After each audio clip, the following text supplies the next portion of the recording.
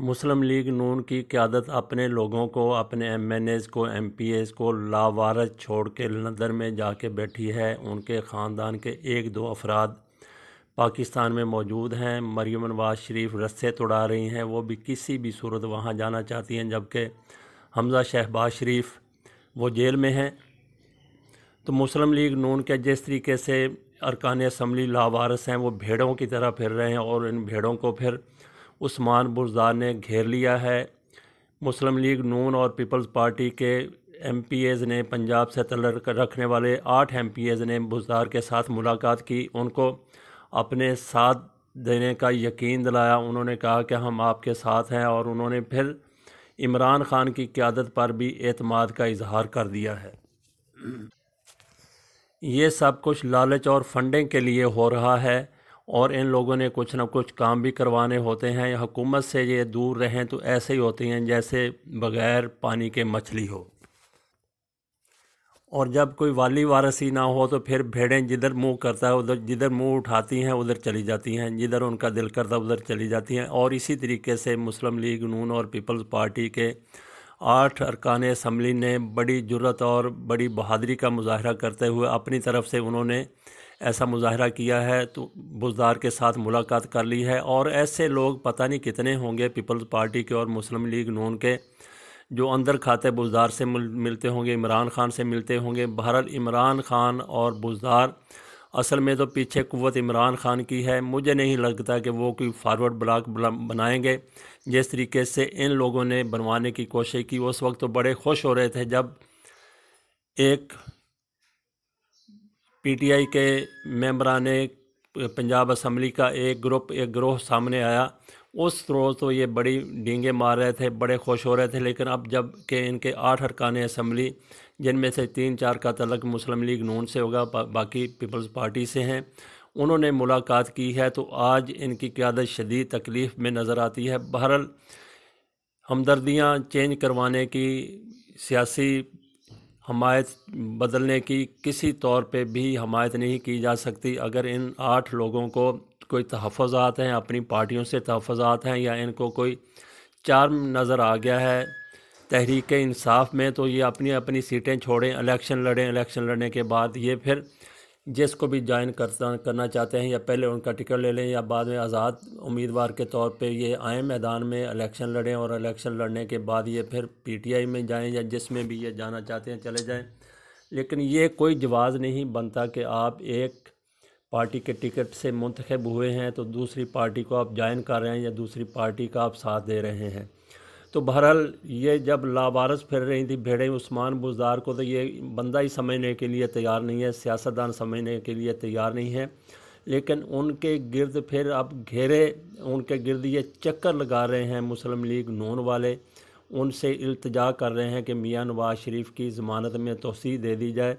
तो बहरहाल ये तो अल्लाह की तरफ से ही किसी के लिए इज़्ज़त का फ़ैसला होता है और किसी के लिए कोई दूसरा फ़ैसला होता है।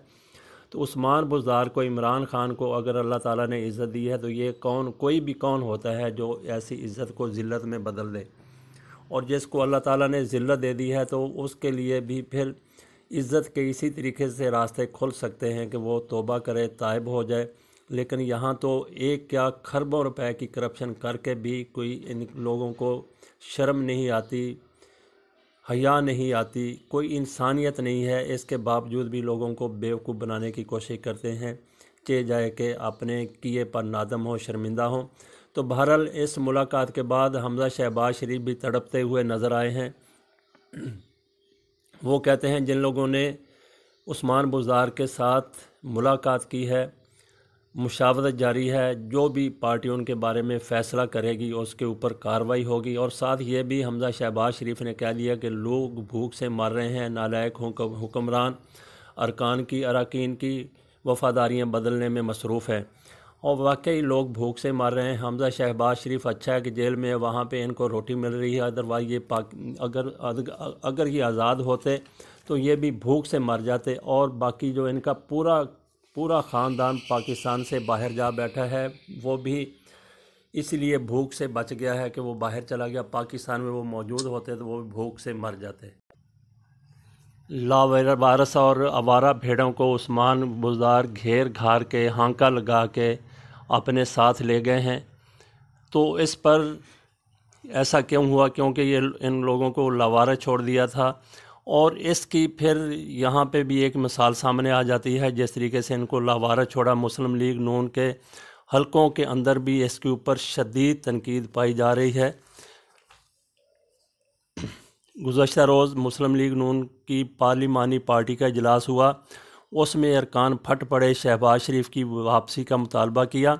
तो यहाँ पे एक नया बयानिया भी सामने आया है।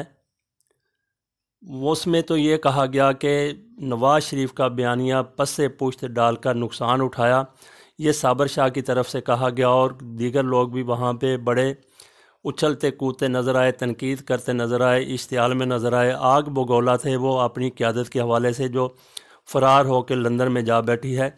तो नया बयानिया, पुराना बयानिया तो पूरी दुनिया इनका जानती है, लेकिन अब जो इनका नया बयानिया सामने आया है वो ख्वाजा आसफ़ की तरफ से कहा गया है कि इख्तिलाफ़ राय सियासी जमात की रूह होती है। तो जो कुछ वहाँ पे इनकी छितरो छितरी हुई है, एक दूसरे के ऊपर बरसे हैं, जिस तरीके से अपनी क़यादत के ऊपर इन्होंने तनकीद की है, जूताबारी की है, जूते बरसाए हैं, छतरौल की है, ज़ुबानी छतरौल की है। तो इस हवाले से इसको ये कह रहे हैं कि ये इख्तिलाफ़ राय सियासी जमात की रूह होती है। तो ये इनका नया बयानिया सामने आ गया है कि एक तरफ आपके इंतशार इस तरीके इतना ज़्यादा है, तो आप उसको इसमें इख्तिलाफ़ राय वाली क्या बात है? शहबाज शरीफ वहाँ पे जाके छुप के बैठे हुए हैं, पूरा ख़ानदान फ़रार होकर वहाँ पे बैठा हुआ है, मियाँ नवाज़ शरीफ बहानेबाजी वहाँ करके चले गए हैं। तो इसमें बताइए कि क्या इख्तिलाफ़ राय वाली बात है? ये तो एक फ़रार है पाकिस्तान से, जिस तरीके से ये लोग वहाँ पे चले गए और बाकी जो यहाँ पे हैं वो भी जाने की कोशिश कर रहे हैं। और ख़ुद ख्वाजा आसफ़ भी मुलाकातों के लिए वहाँ जाते हैं। कुछ साजिशें बनाई जाती होंगी वहाँ हुकूमत के ख़िलाफ़, लेकिन यहाँ से ये लोग गए थे इलाज कराने के लिए। इलाज भी कहीं पे नज़र नहीं आ रहा कि मियाँ नवाज़ शरीफ ने कोई इलाज करवाया हो। तो बहरहाल मुस्लिम लीग नून का नया बयानिया सामने आया गया है कि जो इनके यहाँ छतरौल एक दूसरे की हो रही है, उसको ये इख्तिलाफ़ राय कह रहे हैं और इख्तिलाफ़ राय को फिर ये हुस्न भी करार दे रहे हैं।